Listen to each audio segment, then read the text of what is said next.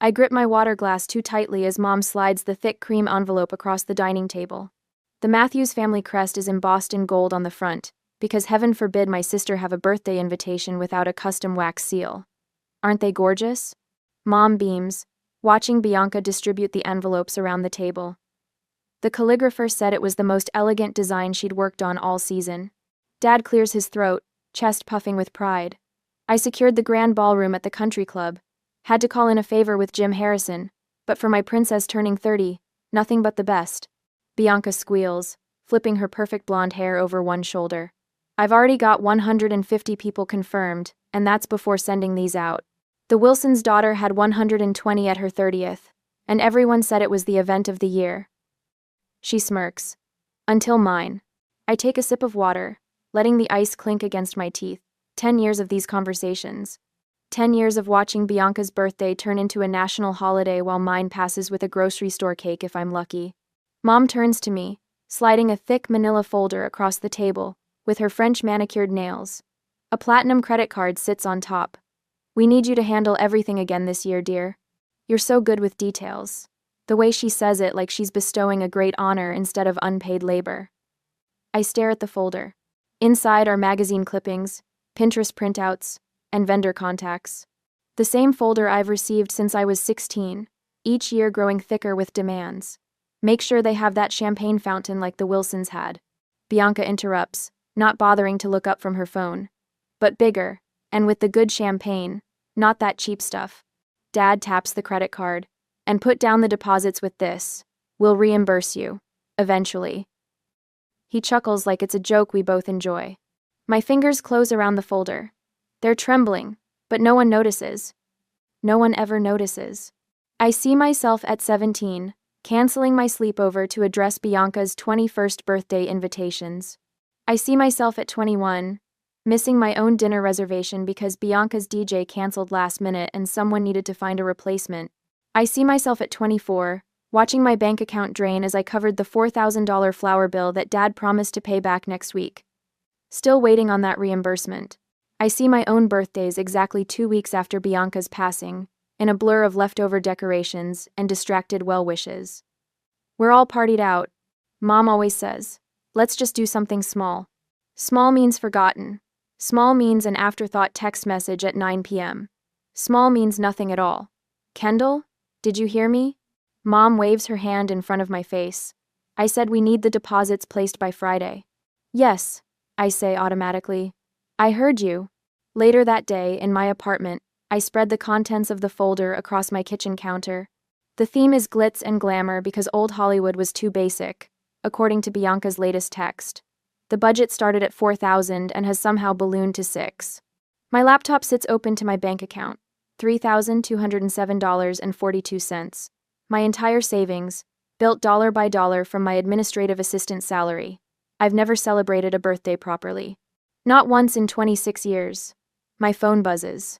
Rachel, did they rope you into party planning again? My fingers hover over the keyboard. Something shifts inside me, like tectonic plates that have been grinding against each other for years, finally breaking free. Not this time. I have a different plan. I close Bianca's folder and open my laptop to a new tab. Florida Beach Rentals. Another tab. Flight prices to Destin. Another. Swimming with Dolphins experience. My phone rings again. Bianca's face flashes on the screen, the professional headshot she made everyone use as her contact photo. I silence it and turn the phone face down. I create a new folder on my desktop labeled My Birthday. Inside, I save screenshots of beachfront houses with wide decks and ocean views, places where I could watch the sunrise with a mimosa in hand. Places where no one would ask me to make a single phone call or place a single deposit. My phone lights up again. And again. And again. I ignore it as I click Book Now on a blue bungalow with floor-to-ceiling windows and 5-star reviews. 2 weeks in paradise, spanning my 26th birthday. For the first time in years, I smile at the thought of a birthday, my birthday, and I feel something unfamiliar bloom in my chest as I enter my credit card information. It's not guilt. It's not fear. It's freedom. The next day, at the office, my phone buzzes for the 12th time this morning. I know it's either Mom or Bianca without looking. The constant vibration against my desk has become so distracting that Janet from accounting has started giving me sympathetic glances over her cubicle wall. Kendall, your phone's having a seizure again. My boss Mark comments as he passes my desk. He pauses, noticing my tight expression. Family stuff again? I nod, flipping the phone over to see 15 new text messages. Mom wants to increase the head count to 175.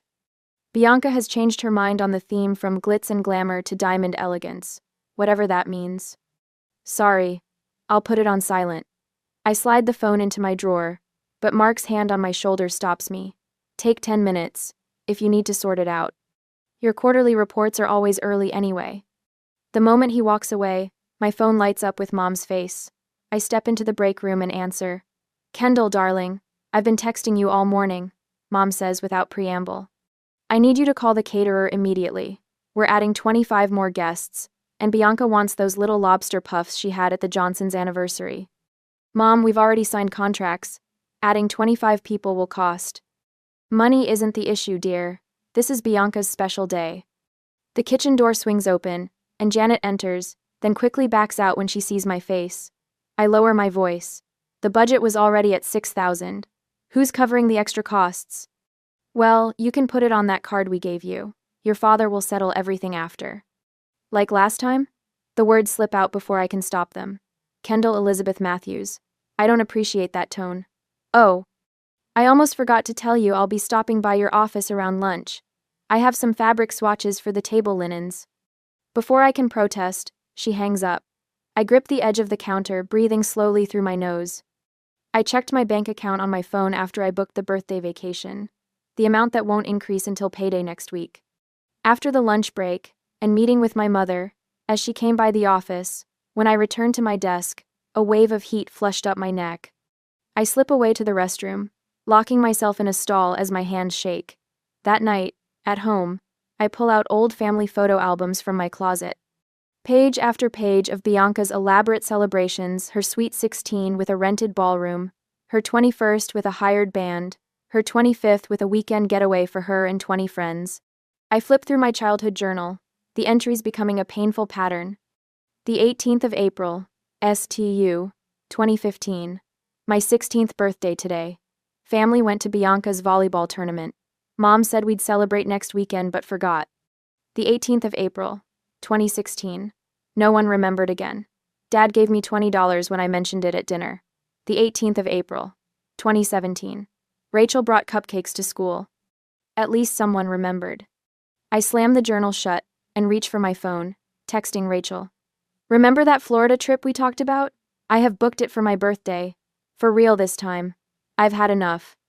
Her response comes immediately. Finally, it's about time you did something for yourself. I'm in. For the first time in days, I smile. 2 hours and half a bottle of wine later, Rachel sits cross-legged on my living room floor, laptop balanced on her knees. So you're really going to do this? She gestures at my screen where the Blue Beach bungalow reservation confirmation glows. Just disappear for your birthday and let Bianca's party crash and burn? I nod, pulling up fake vendor contracts I've been creating all evening. I've already sent emails to my parents confirming everything's on track. They trust me completely to handle it all. God, they have no idea who they're dealing with. Rachel lifts her wine glass in a toast to the real birthday girl. The next morning at work, Michael from accounting leans against my cubicle. Got a minute? I follow him to the break room where he pulls out his phone. So I heard about your Florida plan from Rachel. I have these airline miles that are about to expire. How about a first-class upgrade for the birthday girl? Unexpected tears prick my eyes. Michael, you don't have to. Oh please, it's either you or my mother and she'd just complain about the champagne selection. He shows me the confirmation on his screen. Already done. That night at home, my phone buzzed with a text from Aunt Susan. Heard you're finally doing something for your birthday. Whatever you're planning, I support you 100%. Let me know if you need anything. An hour later, Rachel, Michael, and Lisa sent me their tickets. We are all going together. The contrast between these genuine connections and my family's exploitation feels like stepping from shadow into sunlight. Friday evening. At my parents' house, I spread the fake vendor contracts across my parents' dining table, catering, decorations, entertainment, all with convincing letterheads and deposit confirmations. "We trust you completely, dear," Mom says, not bothering to look at a single page. She slides an envelope across the table. "Here's the deposit money. 2,800 should cover everything, right?" Dad nods absent-mindedly, eyes on his phone. Bianca's upset about the color scheme again. She wants silver instead of gold now. "I'll handle it," I say automatically, the phrase I've uttered thousands of times before. But this time, the words taste different on my tongue. On Monday, 3 days later, I deposited the check into my account. The teller smiles. "Saving up for something special?" I think of the ocean view from my rented bungalow, the dolphin excursion booked for my actual birthday, the first-class plane ticket waiting in my email. "Yes," I answer, feeling the unfamiliar curve of a genuine smile. Something very special, just for me. During a family dinner, or rather another ambush on Saturday that week, the dining room feels smaller than usual, like the walls are inching closer with each minute of this emergency family meeting. 2 weeks before Bianca's birthday, and we're all summoned as if discussing national security. These decorations are completely inadequate. Bianca slams her palm on a catalog page. "This is the most important day of my life. The centerpieces need to be at least twice this size." Mom nods sympathetically while Dad checks his watch.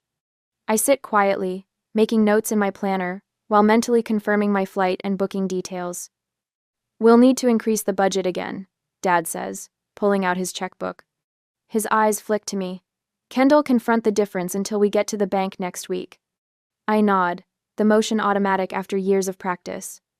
My savings account has already recovered from booking my Florida trip, thanks to my salary, and a forgotten Christmas bonus I'd stashed away. "Oh," Dad says, pausing mid-signature like he's just remembered something trivial. "Isn't your birthday sometime next month too?" Before I can answer, Mom pats my hand. "We can do pizza at our house for you after Bianca's celebration dies down. Nothing fancy, but still nice." The old Kendall would have smiled gratefully. This Kendall just writes, "pizza," in all caps in her planner, and underlines it 3 times. "Thanks, Mom. That sounds perfect." The next morning, although it's Sunday, I email my boss requesting personal days, my first vacation in 2 years. "Family emergency," I write, which isn't entirely untrue. My emergency need to escape my family qualifies. On Wednesday, before the birthday party, I pack at night, when I'm sure no one will drop by unannounced. Each item feels like a small rebellion: my brightest sundress, the swimsuit I bought 3 summers ago but never wore, sunglasses too bold for practical Kendall. When Bianca texts demanding I find gold-dipped orchids for the tables, I wait 40 minutes before responding.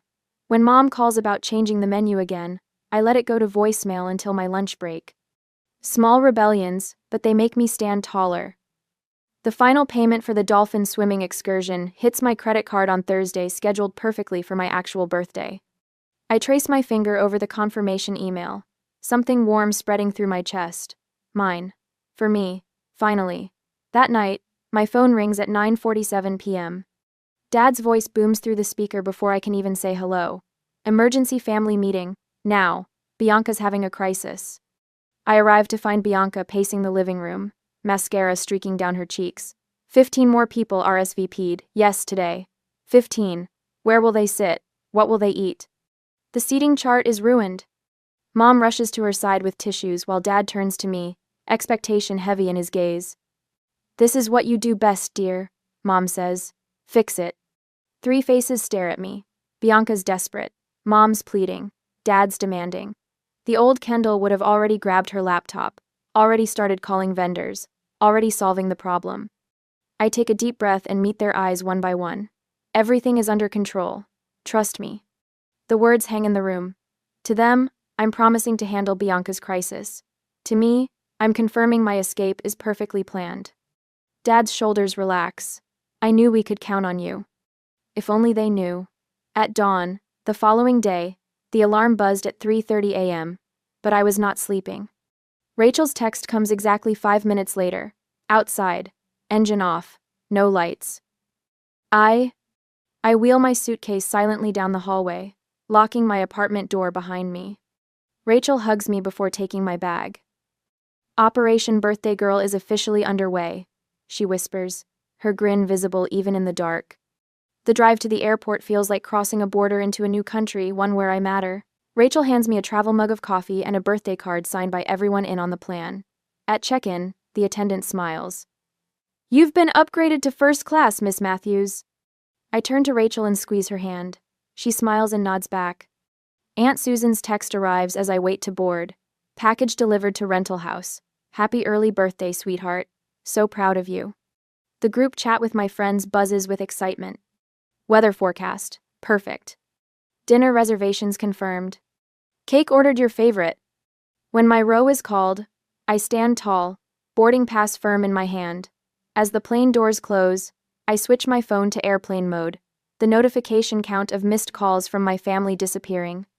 Relief washes over me like cool water. Later that day, I step into sunshine so bright it makes me squint with Rachel. The rental car takes me along coastal roads until I pull up to a pale blue house with wide windows facing the ocean. As my friends also came with me, Rachel, Michael, and my college roommate Lisa are now on the porch, holding a banner that reads, "Happy Birthday, Kendall." The sight of it, my name in bright letters, makes my throat tight.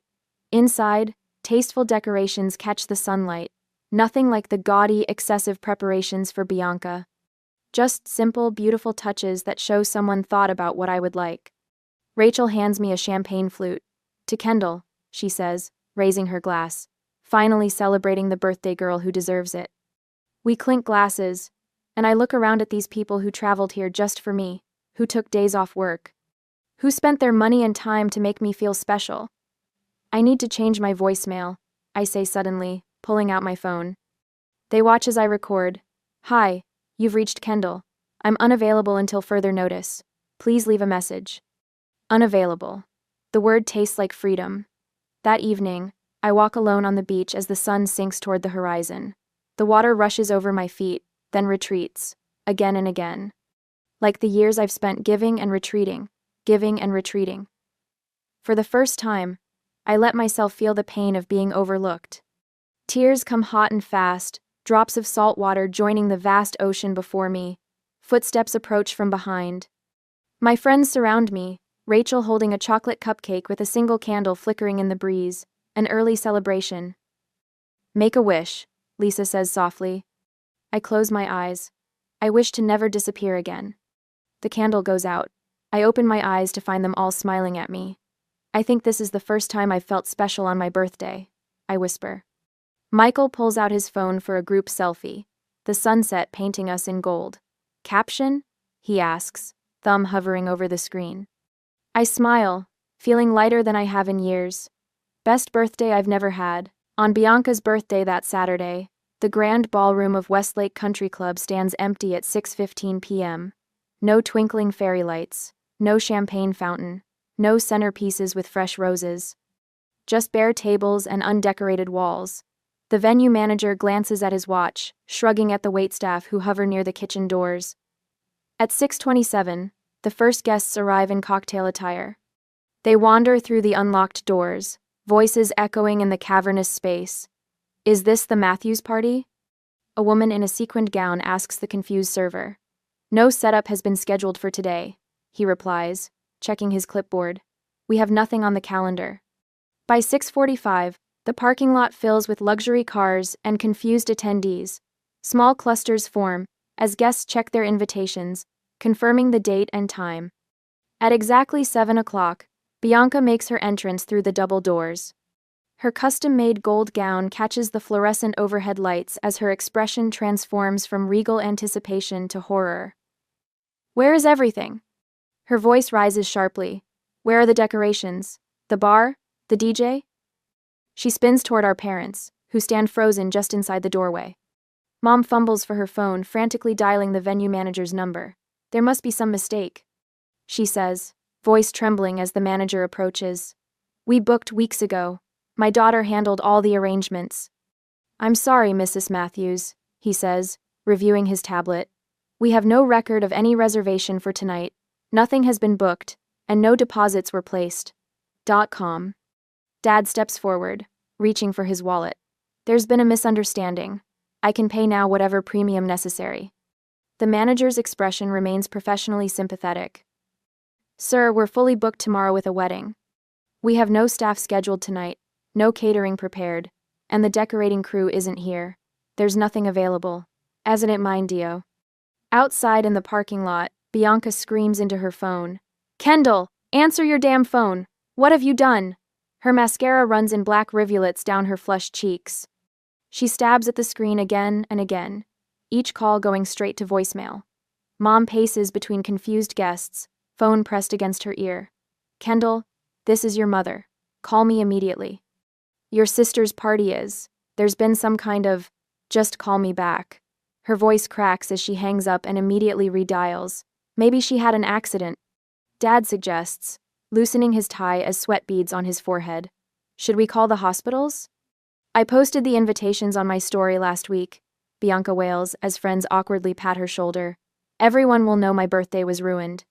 Mom gathers herself, addressing the growing crowd. We're moving the celebration to our home. Please follow us there. But guests are already drifting toward their cars, making excuses about babysitters and early morning commitments. By 8:30, Bianca sits on our parents' couch scrolling through her phone, sobbing afresh. Marissa already posted about the birthday disaster. It's all over Instagram. During that time, in Florida, I stretch out on a massage table as gentle hands work the knots from my shoulders. Ocean waves provide the soundtrack through open windows, and I haven't touched my phone in hours. Best birthday gift ever, I murmur as the masseuse works on a particularly tight spot between my shoulder blades. In the beach house kitchen, Rachel screens my messages, fielding the 20th call from my mother. Still, no answer. She tells Michael and Jen, who arrange a birthday breakfast tray with fresh fruit and mimosas. Should we show her any of these? Michael asks, holding up my phone as it buzzes again. Rachel shakes her head. Not yet. This vacation is for her only.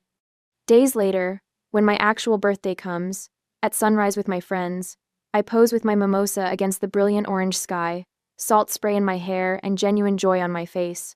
Rachel captures the moment perfectly. Caption? She asks, showing me the photo. I think for a moment. 26 years later, finally celebrating ME. Hashtag my birthday my way. Within an hour, notifications flood my account. Coworkers, high school friends, and distant relatives leave comments. You go, girl. About time.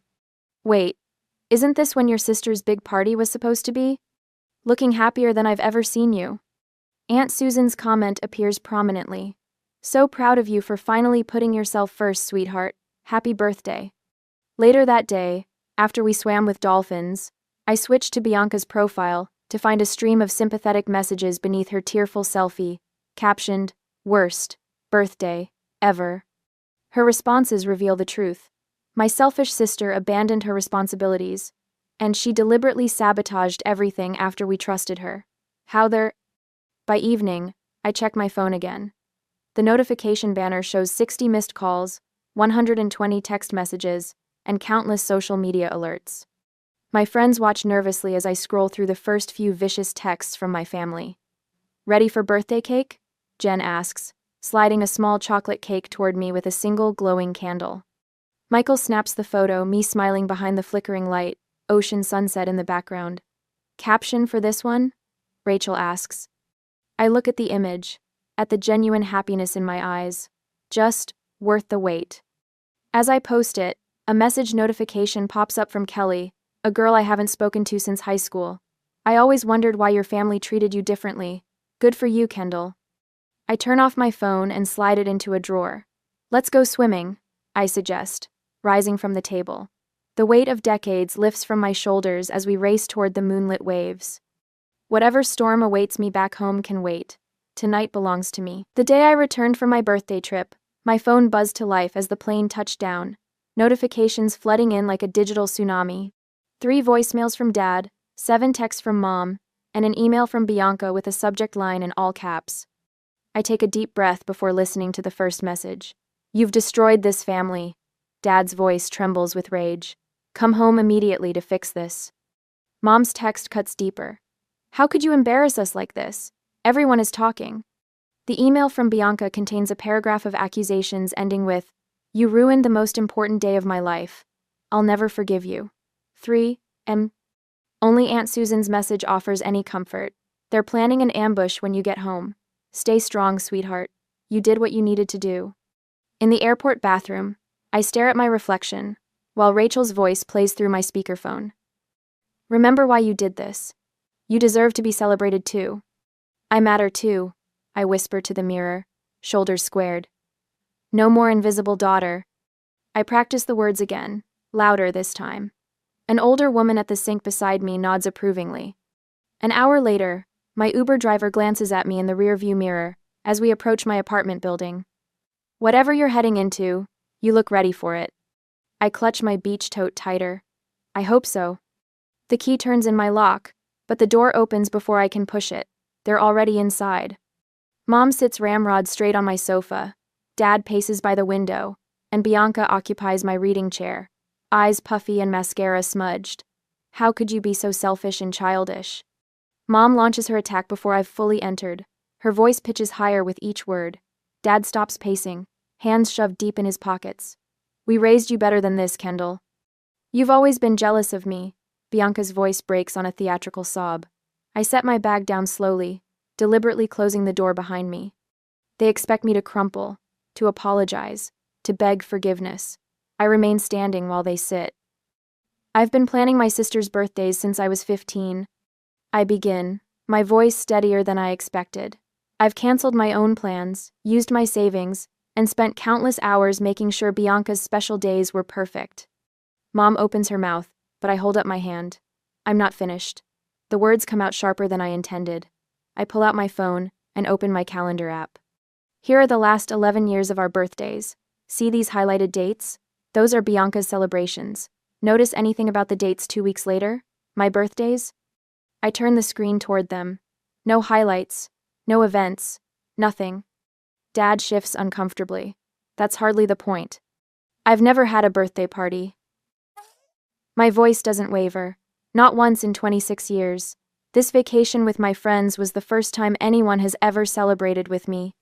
I pull out a folder organized, just like the one they've handed me for years. Here's a list of expenses I've covered for Bianca's parties. $6,000 in the last 3 years alone. Money I was promised would be reimbursed. The silence stretches between us, thick and uncomfortable. Birthdays aren't important at your age anyway, Mom finally says, waving her hand dismissively. Dad's face hardens. After all we've done for you, this is how you repay us? By humiliating your sister in front of everyone we know? You've always been the boring one, Bianca sniffs. Who would even come to your party? Their words hang in the air, revealing the truth I've always suspected but never wanted to believe. I feel something inside me snap clean, like a rubber band stretched beyond its limit. I spent my birthday with people who actually celebrate me, I say quietly. People who see me as more than just Bianca's backup plan. Mom blinks rapidly, surprised by my calm defiance. Dad's mouth opens and closes without sound. I need my apartment key back. I hold out my hand to Mom, who fumbles in her purse, suddenly unsure. From now on, my birthday will be acknowledged just like Bianca's. I keep my voice even as the key drops into my palm. Either we rebuild this relationship with mutual respect, or we don't have one at all. You can't be serious, Dad sputters. After everything. I am completely serious. I move toward the door and open it wide. I think you should leave now. They rise slowly, disbelief etched across their faces. Mom pauses in the doorway. We should discuss this when you're thinking more clearly. I've never thought more clearly in my life. I meet her gaze without flinching. One by one, they file out.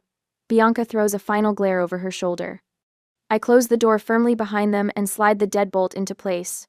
In the sudden quiet of my apartment, I press my back against the door and slide down until I'm sitting on the floor. My hands tremble as the adrenaline ebbs, but for the first time in years, the trembling doesn't feel like weakness. It feels like freedom. A year later, during my birthday party, the doorbell chimes as I adjust the string of twinkling lights draped across my living room. My apartment, once a utilitarian space, now bursts with colors. I've chosen vibrant yellows and coral accents that would have terrified the old Kendall. I smooth my hand over the new haircut. I finally had the courage to try shorter, with caramel highlights framing my face. Birthday girl! Rachel swoops in with a homemade cake, followed by Michael and 3 other friends. Behind them stands Aunt Susan, clutching a wrapped package tied with a satin ribbon. Look at you. Aunt Susan says, giving me a proper once-over, standing tall, taking up space. I catch a glimpse of myself in the hallway mirror. She's right. My shoulders no longer curve inward. My smile reaches my eyes. What a difference a year makes. Rachel raises her glass, champagne catching the light. To the year Kendall found her voice, and to many more birthdays celebrated exactly as they should be. The glasses clink together in my small but tastefully decorated apartment. Pictures from Florida hang prominently on the wall, tangible proof of the moment everything changed. My therapist would call this progress. I say with a laugh that comes easily now, Doctor. Whitman helped me understand that one act of self-respect could ripple through every aspect of my life. Since standing up to my family, I've earned a promotion at work, asked for a raise, started dating again. Your mom called me yesterday, Aunt Susan says quietly, as the others chat across the room. She wanted to make sure I'd be here. The birthday card from Mom arrived 3 days ago, on time, with a handwritten note that said simply, "Thinking of you. Baby steps. Dad still struggles with our new dynamic." Last month he asked when I'd get over this phase. Bianca surprised me though. After 6 months of silence, she texted, "Do you want to get coffee sometime?" We're rebuilding on new terms. Slowly. Present time, Michael announces, piling colorfully wrapped packages on the coffee table. I unwrap each thoughtful gift books I've mentioned wanting to read. A delicate bracelet. A concert tickets. Aunt Susan hands me her package last.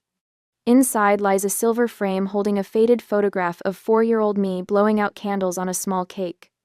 I took this before your parents decided. Bianca's celebrations should take precedence, she explains. A note tucked behind the photo reads, "There was always someone who saw you. Never forget your worth." My throat tightens. I blink rapidly as I place the frame next to my Florida photos. What do you want for your next birthday? Rachel asks, refilling my glass. Just this, I answer. Presence over presence. Yesterday at work I noticed Jessica, the new hire, apologizing constantly during meetings. I invited her to lunch and shared my story. You're allowed to have opinions, I told her. You're allowed to take up space. In my nightstand drawer lies my journal entry from last week, the year I stopped disappearing. Later, after candles and cake and laughter, I stand alone on my small balcony. The Florida photos hang visibly through the window. On my refrigerator calendar, 2 birthdays are marked with equal prominence, mine and Bianca's. My phone rings. It's Mom, probably calling about the family dinner next weekend. Kendall, can you help with the decorations for your father's retirement party? You're so good with those details. I take a deep breath. No, I can't help with that. I have my own plans that day. Sometimes the greatest gift you can give yourself is the permission to matter.